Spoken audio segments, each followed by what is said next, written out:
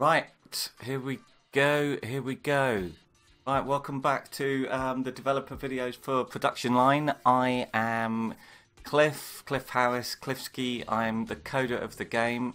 It's a PC strategy game where you build and run a car factory and a car company. And this is video 420,000 billion.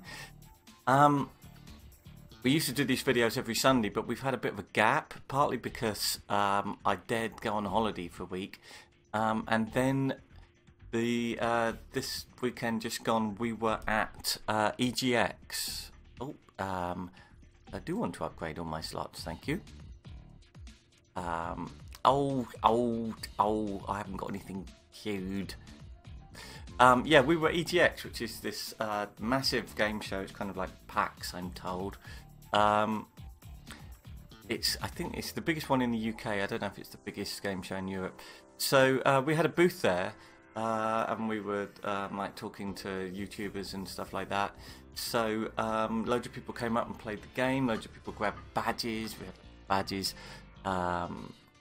If you came up to the booth and I wasn't there, you would have met Jeff from Stargazy Studios, who was like helping me out because I get incredibly tired at these things. I don't really enjoy it, to be honest. But anyway, it was good because we got loads of people trying the game. So we found a load of like usability stuff. But anyway, back on schedule now. We've just released an update last night and this morning. 1.32 is the latest version of the game. And it's not as big an update as the previous one. But our updates are pretty big, so I'm going to show you what's new. And I'm going to drink tea. I stupidly made tea thinking I'm going to talk a lot. I need a drink, and then I'll forget to bloody drink it. Anyway, so we've got loads of stuff. One of the things is better customer modeling. We used to have this thing in the game where a customer would come along to buy a car, and you can like track them here. You can sort of see like 3 customers have viewed this car. Oh, it's sold. They would come along and they would have like a price bracket. I'm underpricing my cars. So if we look at this market here, you can see this is all the different body styles and price kind of brackets or whatever you want to call it. So a customer would come along and they want a mid-range compact car, right? And it didn't matter what features was in that car. They'd buy it if the price was if the markup was right. Now it's much better. Now they're actually modelled so that they have a certain amount of money and a certain flexibility around that money, and they would prefer to have a compact car. So they may be relatively wealthy to buy a mid-range car, and if you've got a fairly low, relatively low-featured, expensive compact car, they might stretch their budget and get that. And for example, if you have a compact mid-range car without loads of features in, so it's at the bottom, the kind of bottom range of mid-range, as it were, they won't be quite so tempted. So they're modelled more accurately, and also then they're slightly flexible on body style. So someone might come in to buy a mid-range sedan, but then think, actually, I'm going to get this mid-range compact car. So there's a bit of overlap there. So they're modelled more sensibly. I need to work on the feedback you get here. Oh, like here you go, like bought identical model. So one customer came along, they looked at this car, they looked at another car, they just bought the other one. In other words, that's kind of feedback. Oh, we've got another one there. Kind of say that there's nothing wrong with this car. It's just like you had others in stock. We got a bunch of new pieces of feedback for this, and hopefully it's a lot more interesting. So that's one thing that we changed. We've also got a change here to finances. You can see the dark blue is operating profit, which is more relevant, really. So you can see on this chart that it's almost always the same, but there is a slight kind of difference. So what does that actually mean? Operating profit is the actual profit you're making on making and selling cars. So, for example, if you spend a load of money on like putting down loads of new slots and like completely reconfiguring a load of conveyor belts, you invest in a load of robots, capital expenditures, in other words. We ignore them for the purposes of calculating operating profit. Okay, now I'm not actually spending anything while I'm talking to you, so you can see it's the same as profit, but if you go back over 24 hours, profit was only 197,000. Operating profit was 937, meaning over those 24 hours I've invested a load in capital. And I think this is really helpful, because if operating profit is negative, you're screwed. If operating profit is positive and the sort of raw profit is negative, that's kind of like Tesla now. Okay, you're investing for like future growth. So hopefully you find that helpful in terms of not going bankrupt and knowing if you're actually doing well. So that's in. We have better AI in the game. The AI competitors, people say, oh, they're far too aggressive at some points in the game. The problem is they used to wait a long time until they would start researching anything. And you kind of don't notice that because you're busy growing your company. But it gives you an enormous advantage at the start. So you pile up all this money and then they try and compensate. So we've changed that now. They will start researching earlier, but they'll go slower, basically. It's a lot more complicated than that. But the AI is better, basically. I should edit that sort of stuff out. It's just scream. Anyway, look, days. That's requested. It's kind of, you might think, why not put it here? That's because this is 1920 res screen. On a small screen, we actually don't have a gap there because we support fairly low resolution laptops, 1280 res. So anyway, you can tell the day now. So hopefully that's a little bit more helpful than just this abstract hour thing. I did some code that I won't bore you with in this video that changed some of the, like, I can't remember what I did, but I remember thinking, oh my god, it made such a massive change. It was to do with caching some information in memory. But anyway,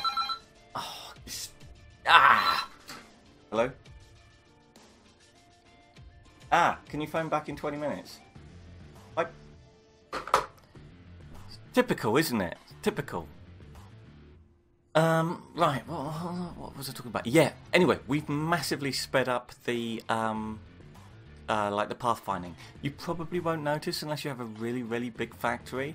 But hopefully, for some people who are really going for it, sort of Factorio style, you will notice it. But that's in there. And we have better load balancing. So what that means is, if we have, let's take, say, this. Oh, I've been playing about with the tutorial. So this particular, like, make window slot is getting resources from here. What they do is they do load balance, so it will also occasionally get some resources from here, depending if there's a big queue, and that wasn't done as well as it could have been. So the load balancing was a little bit too kind of conservative. So we've tweaked that, so you might see resources coming from 2 slots at once when they're close by and when there's queues. The achievements have been tweaked a bit. There was one that you got almost straight away. That was just really badly designed, and that's been tweaked. We have changes to the GUI for this, right? You know, when you're laying this stuff down, it used to be that this didn't look quite like that. Where you were dragging stuff to would sometimes be hard to see. So it's kind of hard to explain, but we actually leave a gap now, especially if you do this. See what? Let's do that again. That's funny. But if you do this, I need to go to this stockpile, right? And it used to be that if you zoomed out, that you couldn't see that red thing because it was under the rest of it. Or you could see it really badly. Now, hopefully, it's a lot more obvious that you need to connect to it like that. The other thing that we've done, we've got little animations at play here if you haven't put down a slot yet. So that's showing you that stuff comes in here. This is an importer. and that there is an exporter. That's a car export slot. It wasn't immediately apparent to people. We noticed at the show playing the game that there was a difference between those. So that's new stuff that has gone in. We're going to be tweaking the user interface stuff to make it better for new players, and hopefully improving the tutorial. And the tutorial is a bit better now. It grays out some of these things when you shouldn't be using them in the kind of like starting few minutes of your first game. So hopefully that makes talk. What's coming next? Pickup trucks will be coming next. Oh my god, universal feature. Yeah, we're going to be putting pickup trucks in the game. Also, the marketing department. I don't think I've researched marketing yet. I have. If you've put down marketing, you will notice that the people there are the same people who work in the sales department, who've like been seconded to marketing. And sales and marketing are different things, I'll have you know. So we're going to have different people coming down. That's a bug. Look at this shoddy code. Oh, it's a wonder I can tie my own shoelaces some days.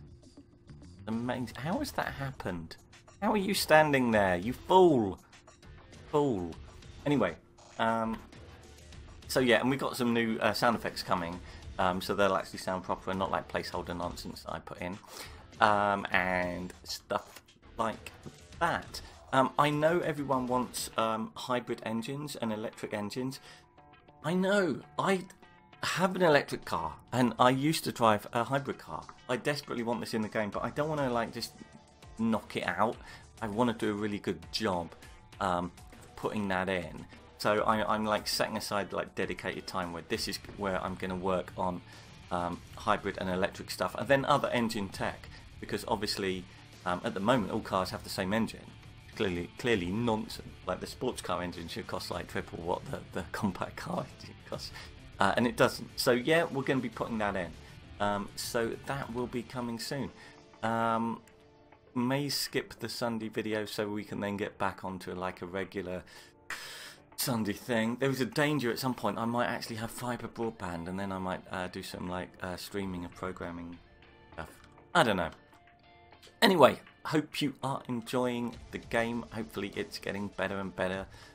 People are playing it for a long time. If you're playing it on Steam and you like it, we really like it when you leave a positive review. We also like it when you sort of tweet about the game or post on Facebook or do all that kind of stuff that's so important these days. Anyway, this is Production Line by Positech Games. That's basically me. It's in early access now on Steam. It is $15.99.